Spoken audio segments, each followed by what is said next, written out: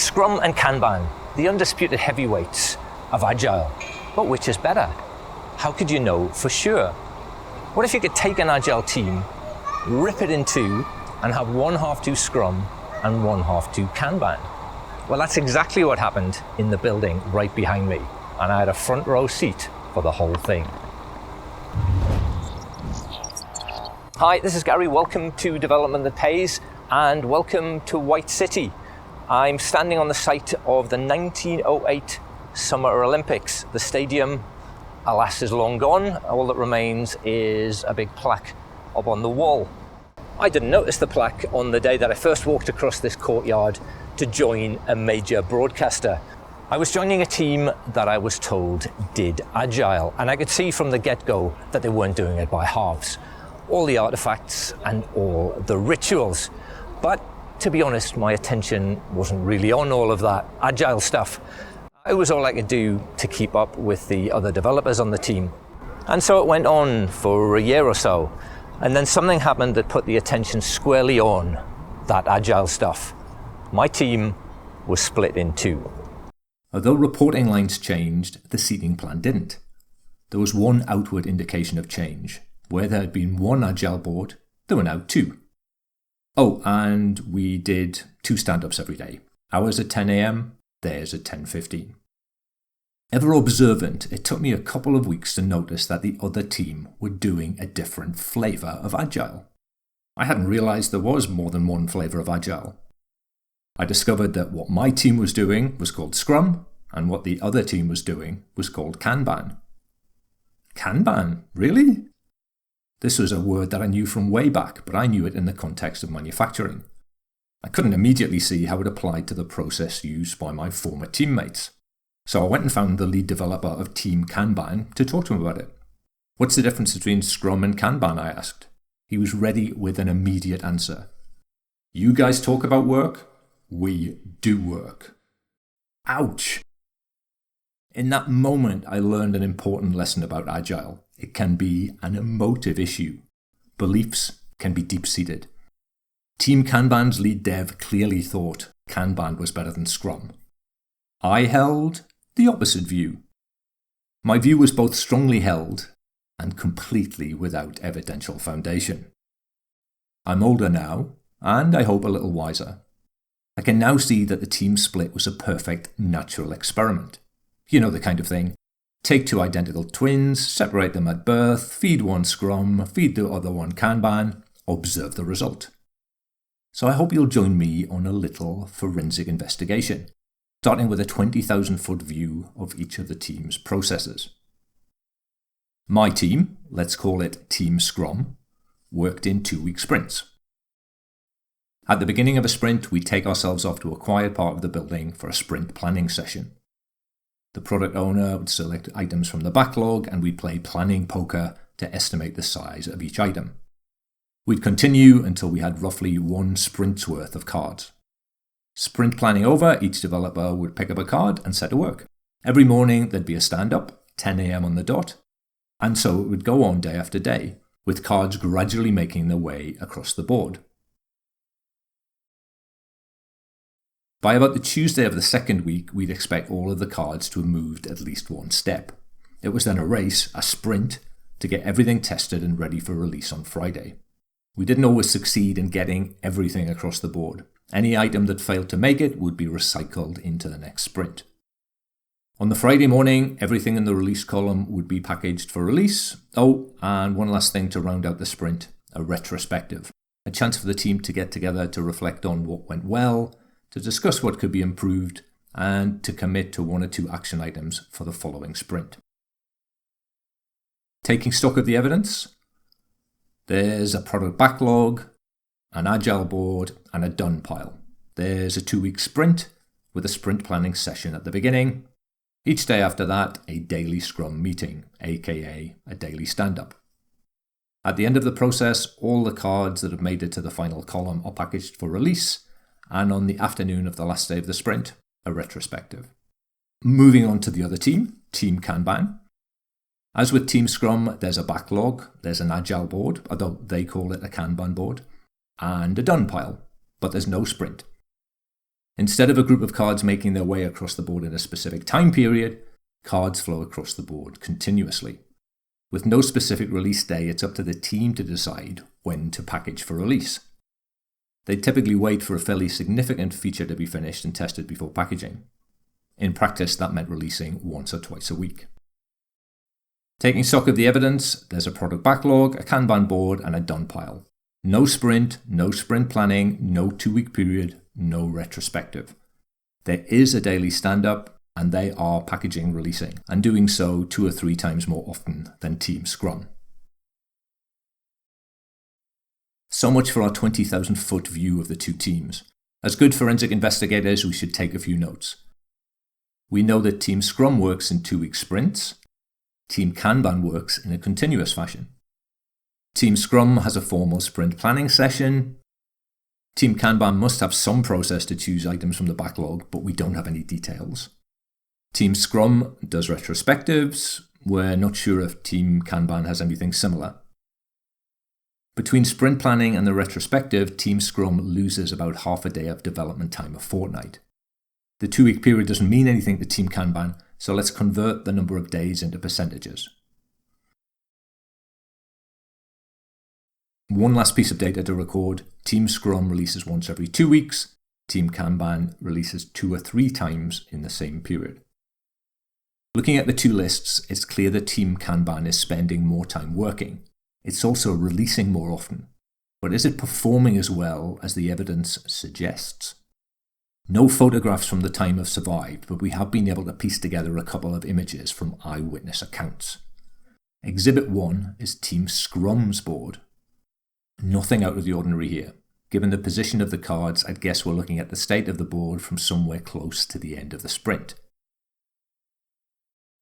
Exhibit 2 is Team Kanban's board. And boy, is it crowded. If I just zoom out a bit, yes, there. Your eyes don't deceive you. The column of cards really does go all the way down to the floor. And it's not that we've caught it on a bad day. The board always looked just like this. If I tell you that Team Kanban had 4 developers, you start to get an idea of the scale of the problem. There must be 20 cards in this column. Even if we assume that half of them are blocked, it still means that each developer is working on multiple tickets at the same time. Never a good thing. So what's gone wrong here? It seems to me that in the move from Scrum to Kanban, something has got lost in translation. Actually, 2 things. An effective transition from backlog to development, and a limit on work in progress, the number of items being worked on at any one time. With so many blocked cards on the board, it's clear that they're not doing a good job of transitioning from backlog to development. And it looks like they're on a quest to maximize their work in progress. What's interesting is that Team Scrum is doing a good job in both of these areas. And it's not because it has a particular focus on them. It's happening as a natural consequence of the principles and practice of Scrum. An effective transition from backlog to development is a natural consequence of sprint planning. And a limit on work in progress is a natural consequence of working in sprints. Can we draw any conclusions from what we've seen so far? I'd suggest the following. Scrum done well beats Kanban done badly. Which does beg the question, what about Kanban done well? One of our teams is about to find out in a most unexpected way. It was a dark time for Team Scrum. Our super awesome project manager left the company. We were distraught. We received news that an external Agile coach was to be parachuted in. Someone looked him up online. Very high profile, very expensive, and very, very Kanban. As I said earlier, people who do Agile often have strongly held beliefs. And our ongoing grudge match with Team Kanban had only served to entrench our view that Scrum was awesome and Kanban was rubbish. So we were ready for this so-called Agile coach. We expected him to be pushy and directive, and we intended to push back hard. As it turned out, our new Agile coach, let's call him the Agile one, was neither pushy nor directive. At our first meeting, he said that he had a new Agile board that he'd like us to try, but only if we wanted to. He proceeded to unroll a piece of A2 paper that he brought along with him. The key to it, he explained, is that each column is wide enough for a single post-it note and high enough for 5. He told us, this is important. By limiting the number of cards in each column, we make sure that things get across the board as quickly as possible. A couple of team members had concerns. Would a post-it stick long enough? Perhaps it would be necessary to bring some blue tack into play. I smiled to myself. If our resistance centered around the relative adhesive properties of post-its and blue tack, the Agile one had already won. And so our unexpected Kanban journey began. The paperboard, together with our winning combination of post-its and blue tack, taught us to keep our work in progress under control. We had learned our first lesson. At the time of his arrival, several cards on our board were blocked. The Agile one asked about one of them. I'm waiting for so-and-so to get back to me, I said. What could we do to move that along? Asked the Agile one. I'll email them today, I replied. Wrong answer. Where's his office? In the next building. Let's go and talk to him. Oh, okay. When? Right now. And off we went. And we found the person and we had a relaxed conversation. The Agile one asked questions and what was blocked became unblocked. Effortlessly.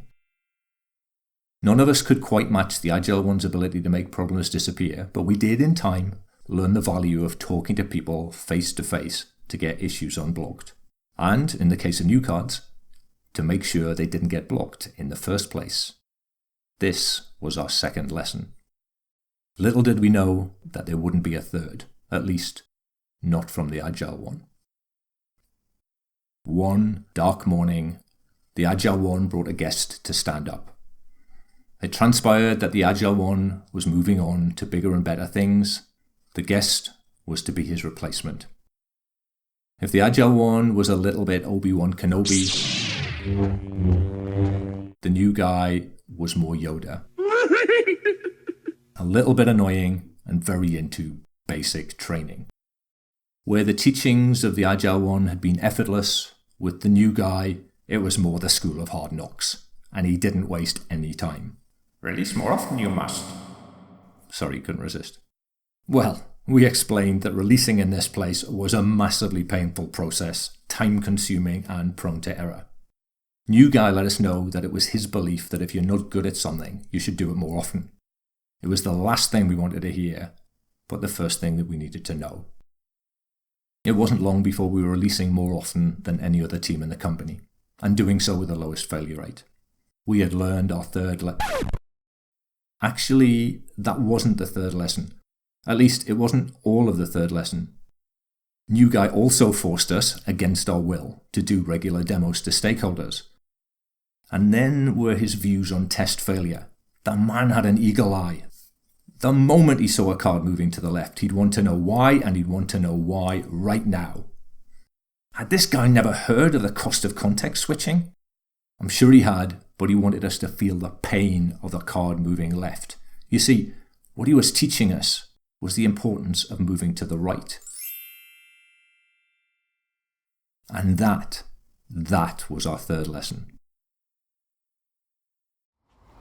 It's just about time for the final analysis. Will Kanban lift the crown, or will it be Olympic gold for Scrum? I'll give you my thoughts in just a moment, but first there's the matter of the free mini course. It is creatively entitled the Scrum vs Kanban mini course, and it is yours to jump into today. Somewhere around this video you'll find a link. Click the link, follow the instructions, and lesson 1 will arrive in your email inbox this very day. The Agile team that I joined way back in 2012 was still wet behind the ears. There was no deep understanding of Agile, but it was a team that was good at following rules and systems. It was a perfect example of mechanical Agile. Mechanical or not, it worked. It was effective. The team was more effective than any non-Agile team I've ever worked with. under the tutelage of the Agile one and new guy, my team achieved competence and I think was well on the road to enlightenment. Which leaves us with Team Kanban. The members of Team Kanban thought they'd found a way to eliminate the waste they saw in Scrum. But they removed more from the process than they'd intended. They ended up with something that was less than agile. They ended up with something superficial. They ended up with something that just didn't work. It's several years since I walked out of this building for the very last time. And for me, the question is no longer, is Scrum better than Kanban or is Kanban better than Scrum? For me, the question has become, which is best for a particular team, which is best for a particular situation. I've come to regard both Scrum and Kanban with equal admiration. But perhaps for you, it's slightly different. Perhaps you have a favorite. Let me know in the comments below. Thank you very much for watching. If you enjoyed this video, please click to like, share it with your colleagues, and hit the logo right here for a brand new episode each and every Wednesday. Look forward to seeing you again very soon. Cheers for now.